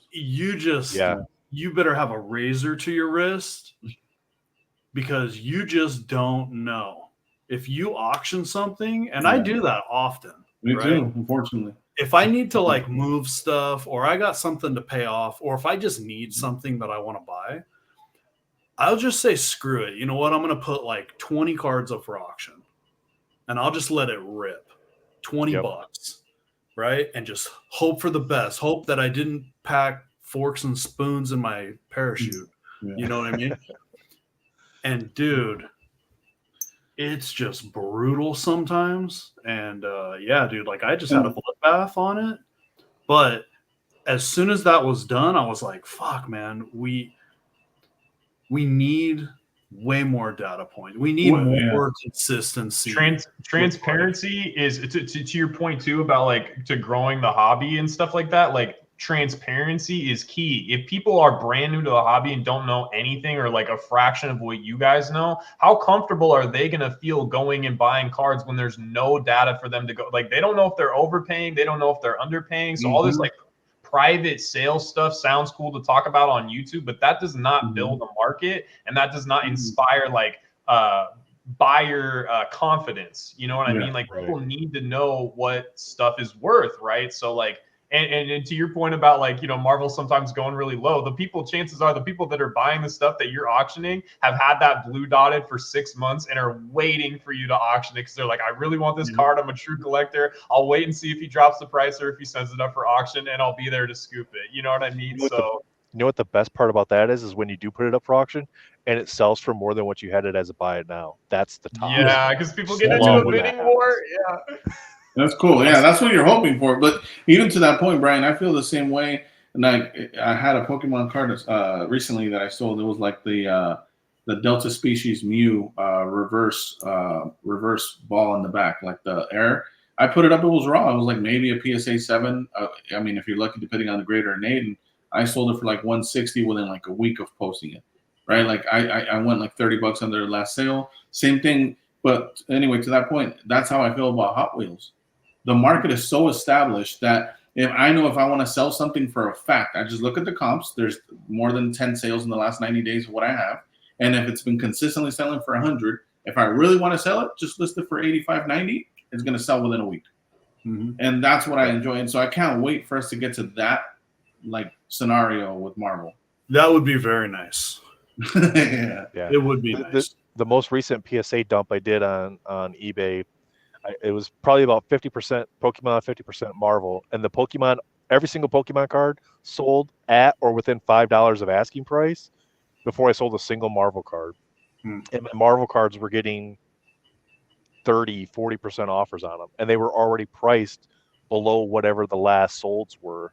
And people were still offering less than half of what you're asking for it. Because it wasn't from the new set that hasn't come out yet.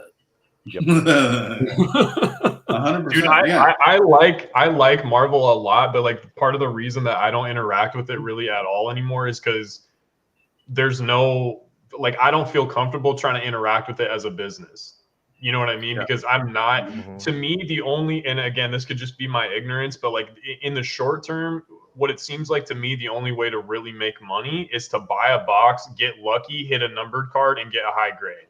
But you cannot buy a red PMG that's been sitting for 8 months, grade it, hit a 10, and sell that within 3 months and make like it's just not going to happen. You know what I mean? Maybe, but like probably the only way you're going to make money right now in Marvel is if you're a breaker. Yep. 100%. That's it. Yeah, That's and like it. you just can't do volume. Like you can really push volume in Pokemon, and even like to your point earlier about comics, like I see sometimes people will do like it's a new Spider Gwen cover or something like that, and people will say it's an ultra modern. The book's probably like $2 raw. They send it off, they get a 9.8, and it sells for like $120 or something like that, right? Like that's that's a model, but like you probably can't scale that to do crazy volume because again, to your point about like the demographic of people buying comics, like you can't do 1,000 of that. The kind of people buying comics like know what they want, they're educated, they're not just buying stuff because it looks good most of the time, you know what I mean? So you can't get away with that kind of stuff, and same thing in Marvel cards, like you can't get away. I mean, dude, I remember during the boom you could sell the base metal PMGs, like just the silver ones. You know what I'm talking about? I remember, dude, you could sell those for like $25-$30. You know what I mean? Like it's just a different market now. But I think transparency, I think data points, I think like going on every week and top 10 Marvel sales or something like that, and just like some sort of something that like keeps people updated on the market. The Pokemon space is filled with that. Like the YouTube Pokemon space is filled with people tracking singles and booster boxes and da. There's none of that really in Marvel. You know what I mean? And the issue with that, though, that's a good point because on the top 10 stuff, like there was a couple people that have tried it in the past in our hobby, and the people that tried it, unfortunately, one was super biased and pretty much was told what to put up there on the top 10, and I'm just gonna call it what it is. I don't give a shit. And then the other guy is obviously like geared more towards what he likes as far as sales, like more MCU. Shout out to Shane from Card Drop. But I thought about doing that myself, but you have to be so transparent. You look, this is not even top 10. I think what you need to do at this point with the hobby, you need to open up the browser, go to sold, literally put Marvel, sold, and go through it and talk about them as you're going. But here's the other issue. Let's be honest. If I literally did that next week and I go, oh look, this sold for this, I think this should have gone for X. Then there's the guy that's like, what do you mean it should have gone? I think it was worth this. Motherfucker, you didn't put a bid on it. What are you talking about? You didn't set that comp. Yeah. So that's the thing too. Like there's so much like opinions right now with Marvel. Yeah. Like nothing is set in stone to like the Pokemon market again, where you could sell anything within $5 or $10 up and down margin, you know? So that's the issue. You got to be objective about it. You can't have like, especially if you're going to do the data driven stuff, like you can't have, I mean, you can maybe have your personal, hey, I think this is undervalued. Hey, I think this is overvalued or whatever. But at the end of the day, like you just got to show the data, you know what I mean? Cause that's what's going to make people confident. And you know, that could be an educational thing for it too. Cause right. Like maybe you're going through it and as you're picking through the sales, hey, this card came from this set. Here's why I think it's so cheap. Correct. It's this hard to pull. It comes out of a box that is 5,000, you know, like providing those little like information and stuff like that. But and another thing you got to provide is like a lot of people don't understand even each set. Like they don't understand what sets brick, what sets are so old that you're lucky to get a perfect. So there's things that kind of like we always talk about this brand, like with 2019 San Diego Comic-Con gallery cards. Like they don't understand that if you blow on those, they start chipping away. Done. You know? So you need to provide people with those little like things, like details that they don't know about. But they don't care. That's what's unfortunate. They do though. Like okay, the masses aren't gonna care, but like the people that are doing the homework, that are gonna be here for a long time, like they do care about that kind of stuff. You know what I mean? Dude, if I showed you how many people I've actually tried to educate just on that one set, I'd be able to like hold a rally. It was, people just, but also, let's be fair though, Brian. Like the people that you've tried to educate in regards to that have been whatnotters. No, that's already the wrong crowd. No, I think I've talked to it on the shows that I've been on. Yeah, just whoever watches, right? Okay, it hasn't been like crazy thousands of people, but I guarantee you it's been a few hundred. Yeah, I think right. So. And you just go. I always look at the comps on them just to see like, hey, how are these cards doing? And I'm like, God, man. What a shame. Yeah. And they're the beautifulest cards. Like and that's the closest thing to like a set. Like that's something I would really want to see, which is what Nick brought up earlier. Like just more promos. Like if you notice, a lot of the promos that we look for are from the fucking 90s. Like it'd be dope to have promos from a new release, right? Like the Wolverine and Deadpool movie. What if they would have had an AMC promo, right? Like that would have been dope. like things that are so easy to implement. Again, Sony that's did the what's large crazy. cards. Yeah. For Spider-Verse, those are pretty cool. Yeah, the Miles and the Gwens. They gave those out at AMC. Yeah, those are dope. I think I still too, got a lot like, of stash. Got a little stash of those. Still. Whether it's like educating people or growing the hobby or whatever, I think you have to think about like your demographic of who you're talking to. Like if you're talking to people that are already into comics, already into original art, already into Marvel cards, like that's not growing the hobby. Like you have to think about a way to talk to people that aren't already here, right? Like talk to people that like are potentially interested in this, but like don't really know how to get into this or don't even know this exists. Like don't make Marvel card content for Marvel card people. Make Marvel card content for people that could be potential Marvel card fans in the future because they like Marvel, they like the storylines, they like the art. They just don't know how to get into, you know what I mean? And so like a long time ago, one of the big market dudes in Pokemon did a chat with Manu, the 9.9 newsstand guy, and Spidey Jew. And I'm not trying to say like, oh, well, you know, that radically changed the market, but like that kind of stuff is important because they came on the Pokemon Guy's channel, right? And like in the Pokemon market, a lot of people that like do their homework, go down rabbit holes, are into the market, track stuff, know about fundamentals, blah, blah, blah. Those are the kinds of people that were exposed to that stuff and had never heard about that before. And they brought certain cards on and Manu was showing like, you know, this is this card and this is why it's significant. And like that kind of shit is important because that's getting people from a different community potentially interested. You know what I mean? And so like, I feel like more of that has to happen. Like I love listening to this shit, but like you guys can't have continually conversations with each other over and over and over and then hope for that to expand. Like you guys got to reach out to people you've never talked to before. Like the kid stuff happened, reach out to sneakerheads and like find somebody that's got like 15, 20,000 in the sneakerhead community, go on there, you know what I mean? And talk for 15 minutes about why the Marvel promos are cool. You know what I mean? Like their viewers are already going to be there because they want to hear about, and they're buying the kids stuff for a new reason. Maybe they like Marvel. Maybe they like the Marvel promo card, but they don't even know Marvel cards exist. You know what I'm saying? Like, as crazy as that sounds, like they don't even know that exists. So if you get on there, he's talking to them about the sneakers and you're like, hey, like, and you start showing X, Y, and Z, these dudes that are already into this 90s streetwear start seeing McFarlane art and then down the rabbit hole. Like, you see what I'm saying? Like, that makes sense. Like, it's a little bit separate from what we're doing. Like, for example, for me, when I'm doing the NSDC stuff, it's I want to have a conversation with the homies. Like, that's more what that is. It's not really about educating the new people. But to your point, yes, I like that. 100%. No, I get you. I appreciate that. No, but as far as what you're saying, it makes sense. But what you're talking about more is just focusing on doing collabs with other IPs or other YouTubers that don't know about Marvel, and I'm sure that makes sense. To me, the only thing for me is like, look, I've done this, and I'm not going to mention names, but like I've done it with Cards and Coffee. Like I've talked to a couple dozen people already, and the hardest part is you don't also know who you're going to have chemistry with, you know, and that's the thing too. Like I could reach out to whomever in the Pokemon community, whomever in the sneakerhead community, or whatever community.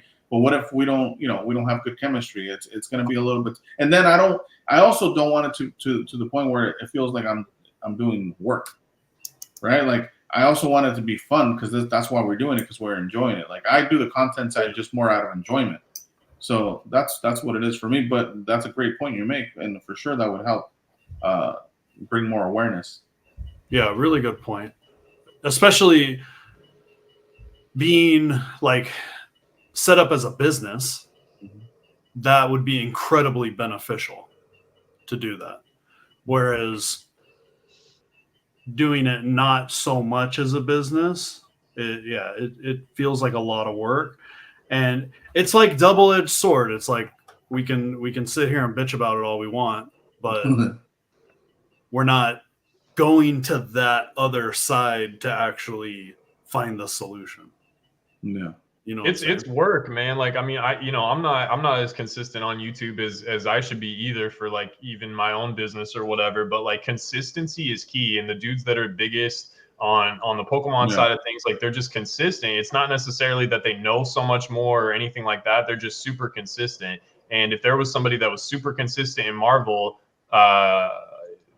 eventually they're going to get traction. Like the algorithm is going to do right for them. You know what I mean? But like that consistency is key. So 100%. But to be fair, it's kind of like what we were saying. Marvel's still not there yet. Like we could be consistent, but our base audience is not the base audience for like Pokemon, which is why it's so easy. Like literally, someone could start Pokemon. Like I could, like the NSDC could. Let's say, for example, Brandon just talked about fucking Pokemon every week. I'm pretty sure within a couple months to a year, we've had a couple thousand subscribers just talking about Pokemon. You know, because there's so many Pokemon people to talk to. It's a different level.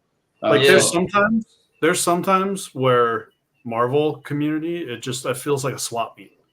Yeah, I give it to you. You give it to Elusive. Elusive gives it to Nick. Yeah, you know, you got swap meet, dude.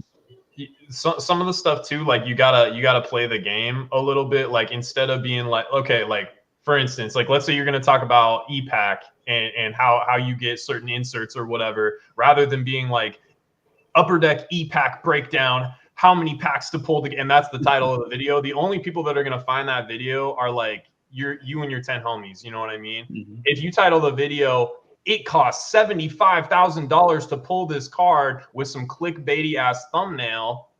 It's the same exact information in the video presented in a vastly different way. And you're going to get so many more people because it's more engaging. It seems corny. It seems like, oh, that's what I was gonna. I think personality steps into that too, to be honest with you. Yeah, like, it's the same information. And again, like the YouTube algorithm is going to shove that to vastly more people than like Upper Deck e-pack odds, because people don't even know what the fuck that shit is. And if you're trying to educate people what Upper Deck e-pack, doing something like it costs $75,000, like you're providing the same exact information. Once they get into the video, once the butts are in the seats, you're providing them the same information, some super nuanced, down the rabbit hole stuff that they need to know. But again, it's like, how do you get the butts in the seats to begin with? You know what I mean? And that comes with the consistency. That comes with like playing the YouTube game. And I'm not trying to be preachy. I don't do this shit either on my own channel. So like, I'm just saying like, but it's how it gets done. Yeah, that's how it gets done. That's how it gets done. So 100%. No, yeah, that makes sense. Yeah. Yeah, the Swami thing hurt me though, Brian. That's fucked up. I thought we were at least Frankincense. You know what I mean? Dude, we're not even at Frankincense, man. We're like the Butler Swami. Shout out to Frankincense. Yeah, shout out to Frankincense. OG. Yeah, that's crazy, man. Well, guys, I appreciate you guys joining me. It was a fun conversation. You know, do you guys have any shout outs, any anti shout outs you guys want to do? You know, maybe you guys want to join in on an anti shout out. I don't know. I'd like to throw one out. Yeah, go ahead, Brian. I want to shout out all the good breakers out there. Cards of Metal, Gray Malkin. Who else? Who else is a good breaker out there? Nathan. You took mine. Right, Keith Boyle. I want more comics. Does that? These are guys who know the fucking product, right? No shout outs to the whack ass breakers who do not know what they are selling. Please stop, or at least learn the damn product before you actually shove it into people. That's my shout out, man. It's a huge problem right now, and it's sickening. And I'm in your streams, and I'm telling people in my streams to not go into your streams. You know what's crazy? I just want to jump on that what you said real quick, because I was not thinking about anything regarding whatnot, but I did go into a stream like this week, and the guy was a new streamer, and they were ripping Topps Chrome from the UK boxes, right? And this guy hit an out of 5 Doom parallel, right? And the guy literally says verbatim, he says, "Man, you got to look at it as if you just got hit a Robert Downey Jr. out of 5. That's what you got." And I'm like, what the? I just got out of there as soon as he said that. Wow. So, yeah, to your point, man, like, at least do your own homework before. These guys just want to hop on and sell stuff. Like, dude. That's it. Like, stick to whatever it is that you're an expert in, or if at least not an expert, at least you understand somewhat of what you're doing. You know, take a week and learn the product, right? Learn the parallels and learn how to interact with the people who are giving you their money, you know? And also, shout out to this breaker who sent me my shit, and there were like cookie crumbs, and he spilled coffee on my cards. Not connected with coffee and cards, but it literally was coffee in the bubble wrap of my cards. Oh He was my trying to God. keep them warm for you, dude. What's going on? There's no shout out for that dude. I sent him a long ass message. I was like, "What the fuck is wrong with you, dude? Why are you eating cookies in my sleeves, dude?" That's crazy. Yeah. That's crazy, man. Yeah. Terrible. So take care of your customers. Yeah. Right. Take care of each other. Right. Yeah. I mean, we're all each other's customers. Yeah. Everyone. Well, it's a swap meet. Watching You know what I mean? too. I'm sure people who watch this bought from me. You know, I've bought from Elusive. I'm sure I'm going to be buying from Nate as I go down the super consistent Pokemon route. You know what I mean? I will cross lines with Kid Goku, right? Yeah. Care of the people who you're giving product to. Learn your product. And fuck, dude, just stop being stupid. Like that's my number one thing, man. And Yeah. I learned, dude, I work at home. I'm on Whatnot like fucking 18 hours a day, dude. Just hopping streams, watching people. You're a moderator, dude. At this I point. see it all. Nah, dude, I don't even say shit. I just Oh. go in there and hope they don't see me go in. And I just sit back and I watch. Right? Yeah. He uses And that then Marvel people card come soup. into my streams. He uses When Marvel people come card into soup my on IG streams, when he goes to the stream. They don't even know. He goes in as the know. Vanisher 213. You know what Yeah, I mean? that's right. I let people know, man. Stay out of this dude's stream. You know, this guy did this, or what the fuck is this guy doing? Yeah, It's we have to have each other's backs, dude. for sure. Like, Yeah, especially we need a good foundation before. Yeah, you I know, was gonna say, like, without a good foundation, like, we're all just running around the like chickens with a haircut off. dude. Yeah. How about you, True? Any shout outs, anti shout outs? Preferably anti shout outs? Preferably anti shout outs, huh? Yeah, I don't. Right now, I don't have any anti shout outs. I had some the other day when we did the cards and coffee stuff, and I kind of ran out of them. Otherwise, they're always the same anti shout outs. But I'll give a shout out to a Pokemon guy, Professor Oak, always putting out the good Slab podcast every week on Wednesdays on the Slab podcast channel with the Green Shiz. So guys, check that out as well. Shout out to NSDC always. Much love there. So you guys are cracked 100 finally. Yeah. So well, I mean, again, Brian just fucking that and broke me down right now with the whole swapping shit. But anyway, let's keep going. You know, then Nick over here is telling me that we're having the same conversation with 10 people. I'm getting fucked up today. Go ahead. Don't even worry about it. Bro, like, listen, I'm sorry, dog. I did not mean to hurt any feelings. Oh, shit. I do got an anti-shout out. Anti-shout out to Shane from the card drop. Yeah, where the hell is the top 10 videos, man? Seriously. Yeah. What are you doing? MCU videos at, dude? Something. We need something. So, I did want to touch on the top 10 thing again. Nick had brought this up, doing that stuff, you know, and Luciv, you said pulling up Terra Peak and just showing the top 10s and whatever and talking about those. Like, somebody could go through and break that down even farther. It doesn't have to be the top 10 cards. Yeah. You just put a limit on it. Like the top 10 cards under $100. You know, you could have different price brackets to different categories to most interesting top 10. Yeah, most interesting card. And I mean, that's subjective. It's like up to you what you feel is the most interesting. Or niche. But yeah, most niche, whatever. The least common parallels that are sold on eBay or whatever. You know, there's all kinds of things you can do there. But yeah, anti-shout out to Shane, because get the fuck off me, Shane.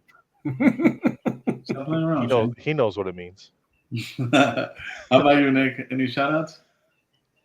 Yeah, man. I mean, just definitely shout out NSDC podcast. I show you guys all the time on my channel when I do lives and stuff. It's just nice to find. I mean, that kind of content is tough to find in TCG stuff too. Just like dudes hanging out, enjoying what they're doing, not taking themselves too seriously, but at the same time providing some real value, showing stuff that like people haven't seen or heard of before. Again, like it's not even stuff that I most of the time would ever even think of picking up or interacting in, but like it's probably like my favorite collector content that drops weekly. You know what I mean? So definitely shout out to you guys for that. And yeah, I mean, just shout out to all you guys for having me on. And I love talking about this stuff. And even if it's not like the thing that I'm directly operating in the most, you know, I think talking about these hobbies and trying to problem solve and see what's working and what isn't, and kind of hear people's different perspectives and what they're seeing. Like, I always find that extremely interesting and valuable. So I appreciate you having me on, even though I'm probably like the least educated on Marvel on the panel tonight. So no, but you know them numbers, man. You know what I mean? Your math is mathing over there, so don't even worry about it. the numbers. I know the You numbers. dropped some good stuff tonight. Yeah, man, you made some great points. I Good appreciate stuff. you contributing. Yeah, for sure. Yeah, I'm still Can I thinking give one about last some of the shout points you made. Yeah, go ahead, man. One last shout out. Shout out to all the DC guys. That's for you. Thanks, Right? man. You guys are gonna have fun. You guys are gonna have some amazing product. Yeah. Anti-shout out 1989 Batmobile. Oh wow! All right, man. Well, my power's going Shout out. out Clooney Batman. Yeah, Clooney Batman. Don't hate me because I'm not that into DC. I'm more Marvel and Gen 13. You know, Wildcats. The DC that was comes out, my- we can get you that D cup name. D cup. Yeah, Marvel I feel, dude. I've been eating a lot, man. I feel like I'm already. Yeah. So shout out to you guys because you're gonna have a hell of a time, and you are gonna be broke as fuck. So. I mean, we're already there. Don't even worry about it. You know, we need these sales. I'm trying to hit 9 and 90. You know what I mean? Anyway, my shout out, man. Shout out to all you guys as well. Shout out to everybody in the hobby that just, like you mentioned, is just having fun and still just sticking to what they enjoy doing. Unfortunately for me, my anti shout out's a little longer than my shout out. Anti shout out recently. Speaking of niche stuff, I graded I had Pop ones when I still do, but I sold one off. The Storm from 1994 Armada. I had a PSA 10 Prism. I had that up for 500 OBO. This guy reaches out to me, and you know he's giving me 1,000 reasons why I'm not going to sell it for 500, which I always love those, aka Sergio. And I tell him, okay, well, what's your offer? He's all, well, you know, the other ones are like for $200. I think that's a $200 card. I was like, I don't see any other Storms, bro. So you're not getting this for $200. I was like, do you have an IG? Maybe we could work something outside of eBay, right? So he sends me his IG. And then the guy's a hilarious guy. He's like, oh, you should give me this. Oh, and while you're at it, throw in that just Batman card that you posted on your IG. Like, who the fuck are you, guy? You know what I mean? Anyway, we end up coming to a deal, but the guy was telling me all these reasons. Meanwhile, he has another anime PSA 10 Pop 2 card, non-Prism, for $700, but talking shit about my fucking Storm Prism for $5. So, shout out to you, even though I just shipped you your card today. You're gonna love my packaging. You're fucking welcome. Enjoy it, but don't be trying to tell me what to do with my sales. That's all I'm gonna say. How much did you let it go for? I ended up letting it go for $275 PayPal. No, so which for would have a like 10? For a 10 of a Armada Prism? That's crazy. Hey, shit's rough out here. You know what I mean? I don't do 90. I feel you. That's deep though, man. Those prisms are tough to 10. But you know, I am happy about the fact that I have a couple more raw, not the Storm, but I have a couple others raw. I mainly, when I got into those, was to get the Gambit in the 10, and I got my Gambit. So that ain't going nowhere. But definitely that Storm was awesome. It was great artwork for the Storm. You know that dude's gonna throw it up there for like $22,000. Dude, well, put it this way: when I did a shipping label, he has an LLC at the end of it. Put it that way, right? So he's definitely going to do that. So, but little Johnny needs shoes, so we got to do what we got to do. But anyway, man, that's my anti shout out for the week, and thank you guys again for joining me.